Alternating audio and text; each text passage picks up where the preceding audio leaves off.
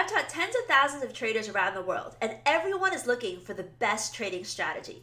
New traders will try anything from day trading to swing trading, picking tops and bottoms, and riding breakouts. But in my 23 years of trading, I can tell you there's a million ways to trade. But what we really want to do is trade profitably with less stress as possible.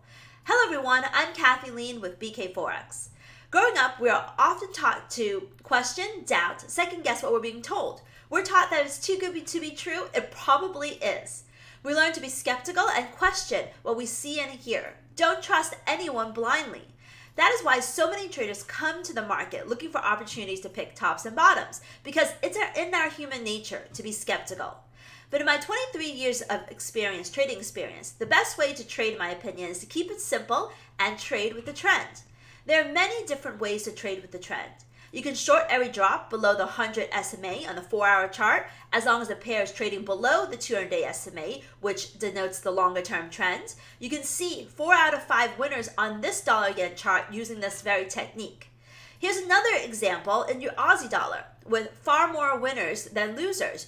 You can see that depending upon where your stop is, there may be fewer trades, but ultimately, there's only one true loser in this chart, where we're buying when Aussie dollar rises or closes above the 100 SMA, as long as the overall currency is above the 200 SMA.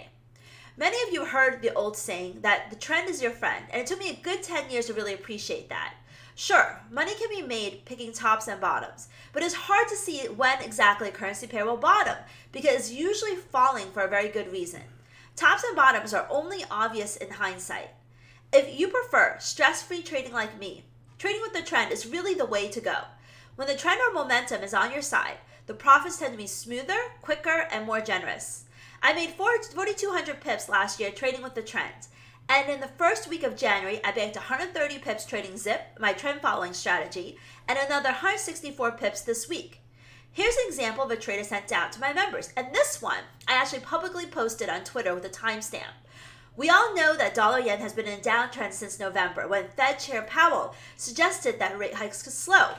On Wednesday night, you can see dollar-yen formed a ZIP sell signal, which is the white candle with a red background, and that happens when the currency pair drops below the indicator line.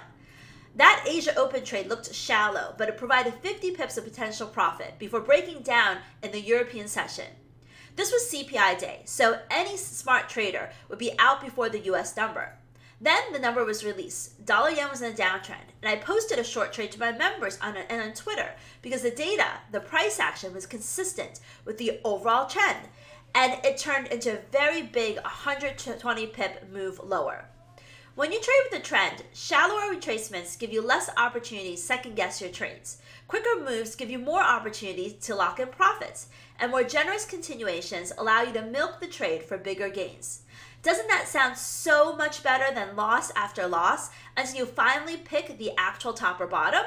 You'll feel smarter than everyone else if you time the perfect turn, but that's a dime in a dozen compared to steady, consistent, frequent wins you can get if you keep it simple and trade with the trend. If you want to make pips with ZIP, give it a try for a week. There's a special 1-week link in the description of the video. Also, make sure you click the subscribe button and hit that bell to get frequent updates on the channel.